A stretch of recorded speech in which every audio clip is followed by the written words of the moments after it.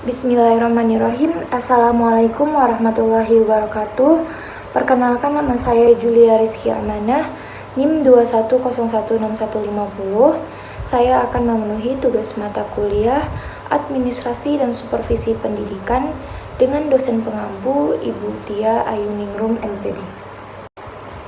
Pada kesempatan kali ini saya akan memaparkan beberapa materi. Yang pertama yaitu ada pengertian administrasi keuangan, yang kedua ada proses administrasi keuangan, yang ketiga ada pemeriksaan dan pelaporan, dan yang terakhir ada peran guru dalam administrasi keuangan. Yang pertama saya akan bahas pengertian administrasi keuangan. Keuangan adalah semua hak milik organisasi, lembaga, atau instansi yang dinilai dengan uang, termasuk di dalamnya barang yang dapat dinilai dengan uang dan dapat dijadikan milik organisasi. Sedangkan uang adalah alat pembayaran negara. Kalau pengertian administrasi keuangan atau manajemen keuangan merupakan salah satu substansi manajemen sekolah yang akan turut menentukan berjalannya kegiatan pendidikan di sekolah. Menurut Uben, Nuges, dan Naris, kegiatan manajemen keuangan sekolah cukup variatif, mulai dari hal yang sangat sederhana yaitu perencanaan keuangan yang sangat sederhana sampai pada pengelolaan keuangan yang sangat kompleks. Akibat dari perencanaan kegiatan yang kompleks, beberapa kegiatan manajemen keuangan yaitu memperoleh dan menetapkan sumber-sumber perdanaan, pemanfaatan dana, pelaporan, pemeriksaan, dan pertanggungjawaban. Dalam administrasi keuangan sekolah terdapat rangkaian kegiatan yang dimulai dengan perencanaan, yaitu merencanakan program kegiatan dan memperkirakan serta menetapkan anggaran pendapatan keuangan sekolah.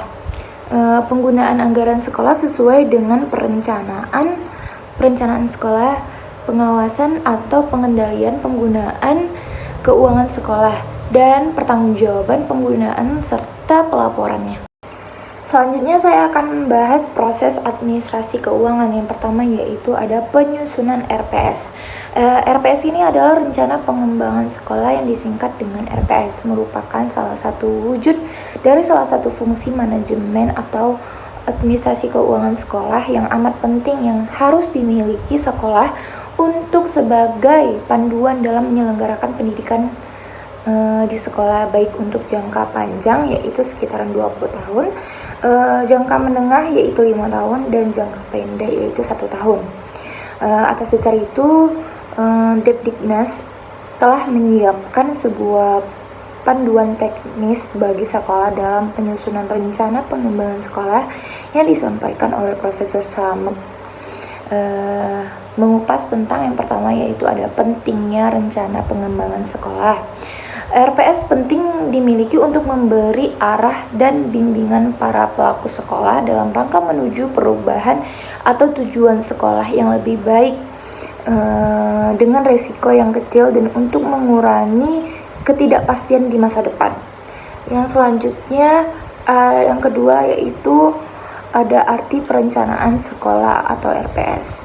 Perencanaan sekolah adalah suatu proses untuk menentukan tindakan masa depan sekolah yang tepat melalui urutan pilihan dengan memperhitungkan sumber daya yang tersedia. RPS adalah dokumen tentang gambaran kegiatan sekolah di masa depan dalam rangka mencapai perubahan atau tujuan sekolah yang telah ditetapkan. Selanjutnya yaitu ada tujuan RPS. RPS disusun dengan tujuan untuk menjamin agar perubahan atau tujuan sekolah yang telah ditetapkan dapat dicapai dengan tingkat kepastian yang tinggi dan resiko yang kecil. Yang kedua yaitu mendukung koordinasi antar pelaku sekolah. Tujuan selanjutnya yaitu menjamin terciptanya integrasi, sinkronisasi, dan sinergi baik antar pelaku sekolah, antar sekolah dan dinas pendidikan kabupaten atau kota, dan antar waktu.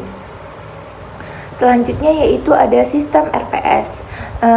Sistemnya adalah satu kesatuan tata cara perencanaan sekolah untuk menghasilkan rencana-rencana sekolah dalam jangka panjang, jangka menengah, tahunan yang dilakukan oleh unsur penyelenggaraan sekolah dan masyarakat diwakili oleh komite sekolah.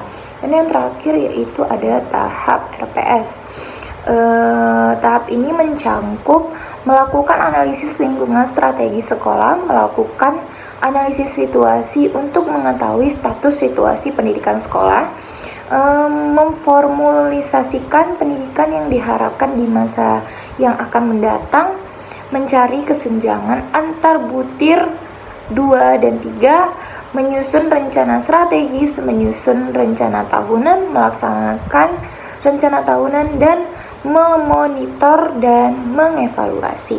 Proses administrasi keuangan selanjutnya yaitu ada penyusunan RKS.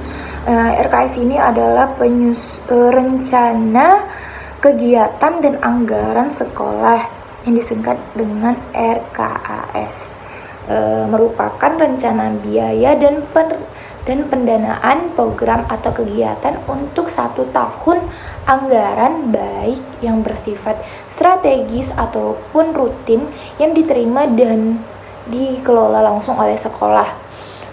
Untuk mengetahui dan membantu satuan pendidikan dalam perencanaan program dan pelaksanaan secara transparan dan akuntabel, khususnya dalam menyusun RKAS. Selanjutnya yaitu proses administrasi keuangan selanjutnya yaitu ada penggunaan dan pertanggungjawaban keuangan di sekolah, yaitu tanggung jawab yang paling penting dari administrasi sekolah ini adalah terdapat pada pemerintah dan juga terhadap komite sekolah, masyarakat serta guru-guru adalah laporan mengenai kondisi keuangan sekolah. Penerimaan dan pengeluaran keuangan sekolah harus dilaporkan dan dipertanggungjawabkan secara rutin oleh manajer sekolah sesuai dengan peraturan yang berlaku. Pelaporan dan pertanggungjawaban anggaran yang berasal dari orang tua peserta didik dari masyarakat dilakukan secara rinci dan transparan sesuai dengan sumber dana. Pelaporan dan pertanggungjawaban anggaran yang berasal dari usaha mandiri sekolah dilakukan oleh lainnya. Laporan pertanggungjawaban keuangan ini penting agar pemerintah atau masyarakat pemberi dana untuk apa saja uang yang telah diberikan ke sekolah yang dimanfaatkan. Jadi tahu apa saja yang diberikan kepada sekolah itu tidak digunakan untuk hal-hal yang tidak penting, hal-hal yang di luar dari sekolah gitu. Apakah kegiatan yang didukung oleh dana tersebut terlaksana atau tidaknya, ya, yang seperti saya bilang tadi, untuk mengetahui apakah dana tersebut digunakan sesuai dengan keperluan atau tidak, dan sebagaimana direncanakan, serta bagaimana hasil kegiatan yang didukung oleh dana tersebut. Selanjutnya saya akan membahas materi yang ketiga, yaitu pemeriksaan dan pelaporan.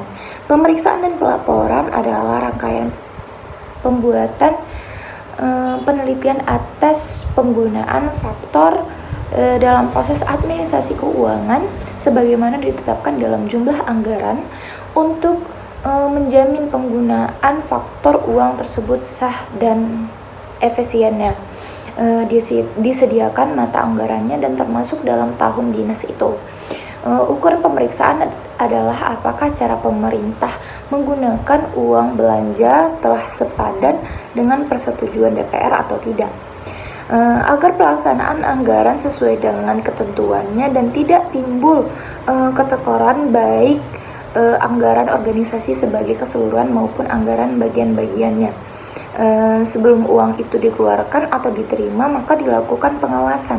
Pengawasan tersebut dinamakan preventive backrouting bewiking, yaitu penjagaan anggaran telah terlebih dahulu, penjagaan anggaran terlebih dahulu. Dengan rumusan yang lain dinyatakan bahwa pre-audit dimaksudkan, yaitu yang pertama ada dari segi maksudnya diharapkan pelaksanaan anggaran sesuai dengan ketentuan atau maksudnya.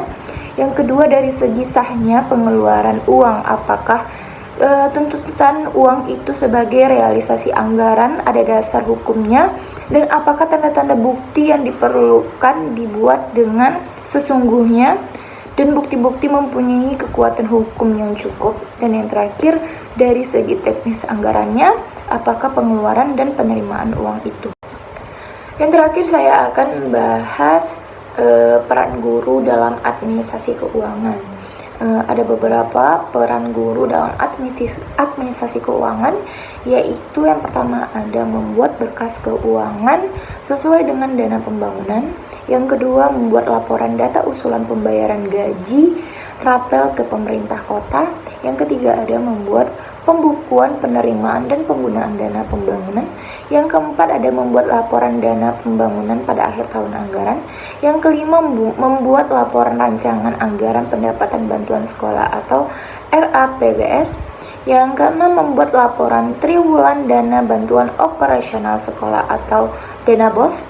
Yang ketujuh menyetorkan pajak PPN dan PPH. Yang ke-8 membagikan gaji atau rapel. Yang ke-9 menyimpan dari membuat arsip peraturan keuangan sekolah. Sekian pemaparan materi dari saya. Bila ada kesalahan mohon dimaafkan. Assalamualaikum warahmatullahi wabarakatuh.